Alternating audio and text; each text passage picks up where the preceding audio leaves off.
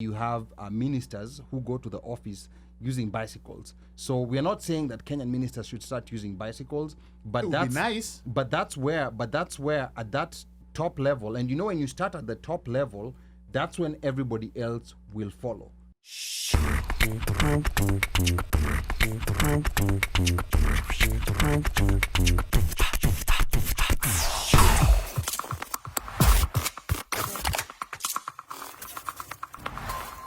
And there was the issue of a lot of debt when they came into power. To me, the biggest mistake that they made, like from the beginning, because they had, like so much support from the hustlers.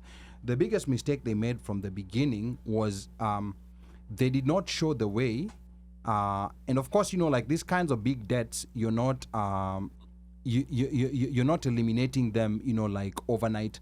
But the biggest mistake they made when they came in, they showed and proved again that they were not in any austerity mood in terms of how they were spending, the packs they were giving to their people, the offices they were creating. They created 50, positions, 50 positions for the CAS, which was later quashed by the Supreme Court.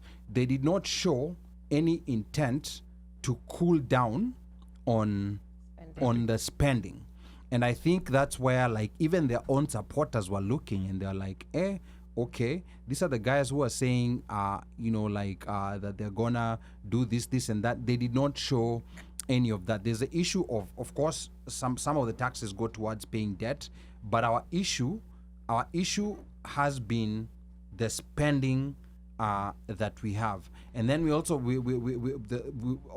they've talked about, there's people out there, experts, who've talked about what's called odious debt, whereby you have a credit card, your balance is you spent $3,000, so you're expecting a $3,000 at the end of the month, but the statement comes, it's saying $5,000, and you did not spend $5,000.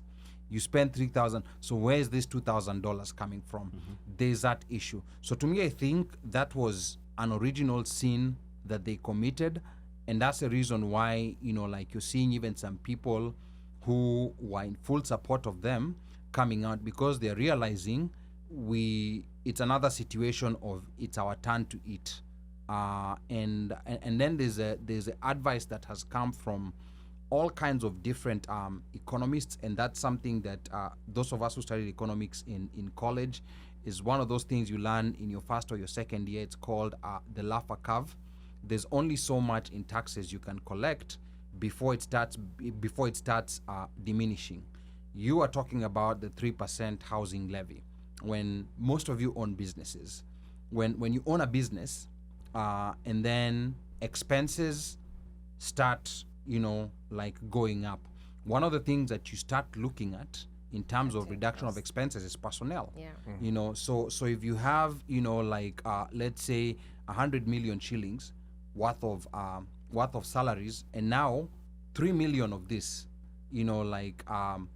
has to go to some fund, those are people who are getting paid. So if you had a contingent of, let's say, 1,000 or 10,000 workers, you're like, let me get rid of these 200 workers so that I can meet this government obligation. And that's where, President Ruto and his team, because I know there's some people who understand economics in the team, I don't know where they imagined that these higher taxes are actually going to result in them collecting more money, when the Laffer curve says the actual opposite. It's also very simple. This Mzungu economist who came on Spice the other day was saying there was kuna hii pombe flani ilikuwa inaitwa Senator that was 20 bob, and then the government decided it's gonna tax it, and then it became 40 bob, and then people just shifted to changa. So whatever they were expecting to collect taxes on this 40 bob charging this, they did not get it, because people shifted from that 20 bob beer.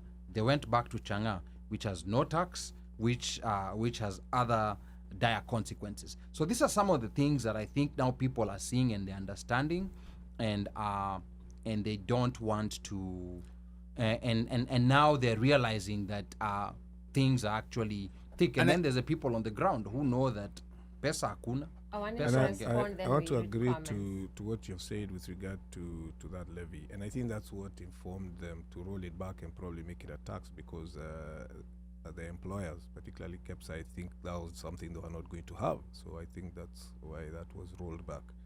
But also, just to respond, OneMicShow touched on something that I want to touch on. He said, as the chairman of MDKU, if something happens, this, you'd roll this back. One is there's a distinct difference because the officials get elected by the members. So that's not something, even the president himself cannot roll back an MP, right? Because an MP is an elected individual. Yeah. But with regard to Moses Kuria, he's a member of his cabinet, he's the appointing authority. So there he has some leverage, and he has to look into, what that is costing him politically.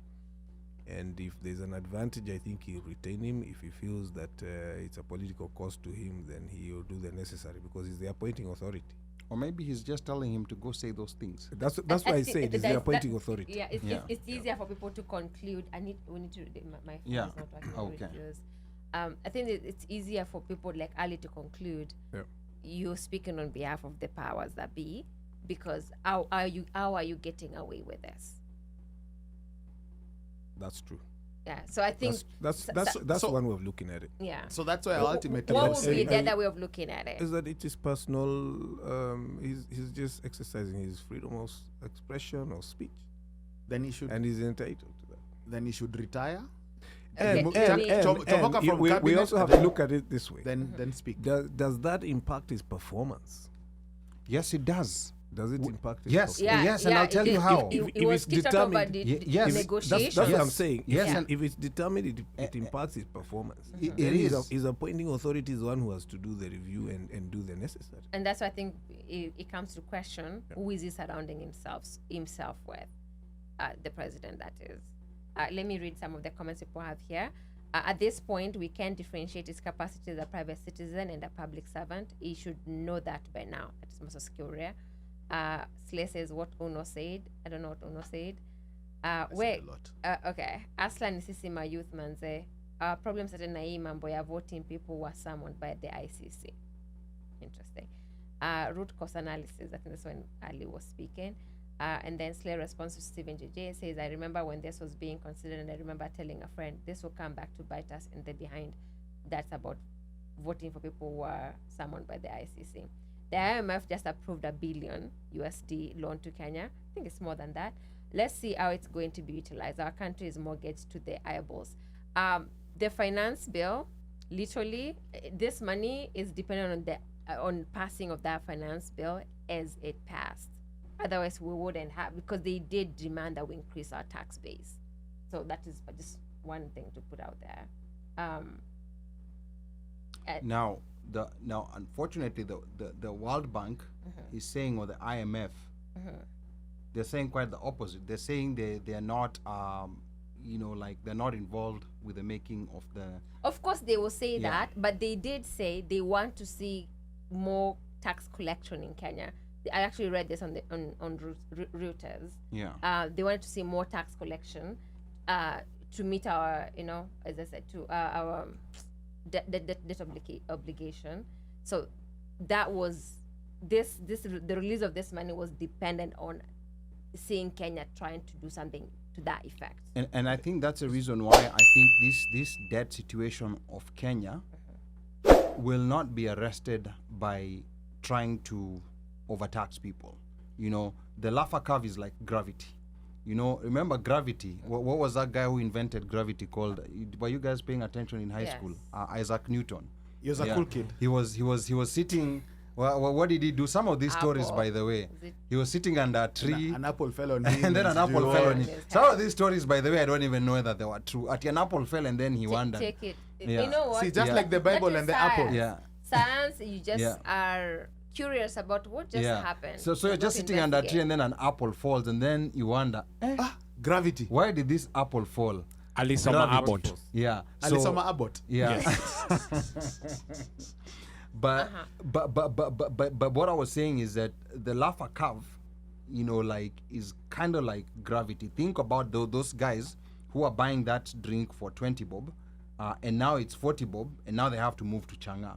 Or think you about can't blame, yourself. that's the economy at work, right? Yeah. That's the end of the invisible hand in the economy at work. Yeah, like, so that would so that's what I'm definitely saying. Unless it's attacked, like on the spending side, happen. we'll not be able to resolve. Let me ask you guys this, if you don't mind me. Yeah, sure. Because you're talking about resolve. What solutions would we provide for Kenya ourselves? Like, So- we are mortgaged so much right now. Our funders are saying we need to see more revenue generation, so Kenya goes and increases tax bases.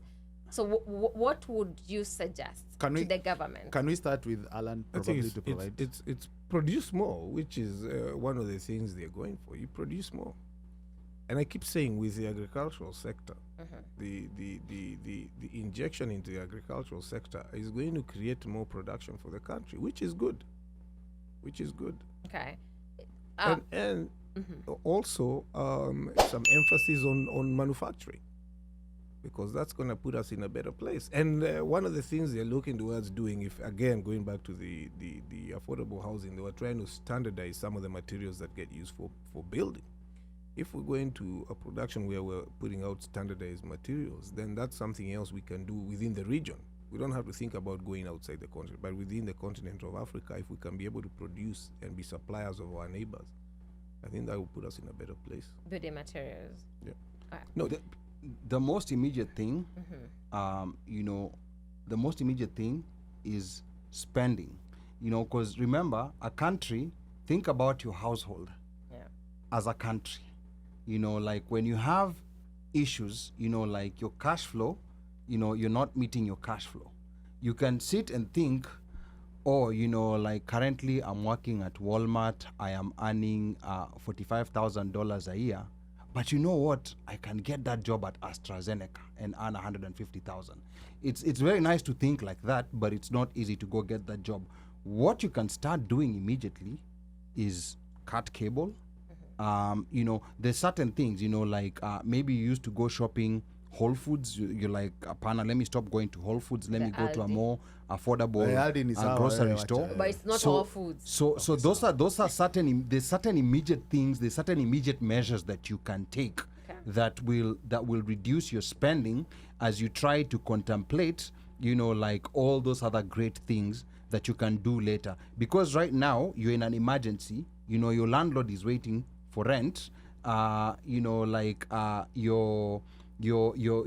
wife is waiting for allowance. Maybe you have a slave. Maybe you have a slave queen on the side. She's also waiting for an allowance. Your Tempur-Pedic has broken down. Temperature control haifanye kazi. No, by the way, like when you're in that situation, you should not be sleeping on a Tempur-Pedic. You should probably be sleeping on a Slumberland with a Blanketia Raymond.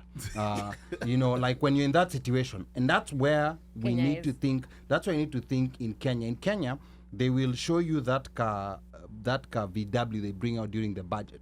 But those are not the cars that members of parliament are driving. Those are not the cars that the cabinet secretaries are driving. These are third world countries. You have very rich countries where you have ministers who go to the office using bicycles. So we are not saying that Kenyan ministers should start using bicycles, but It would that's be nice. But that's where at that top level, and when you start at the top level, that's when everybody else will follow.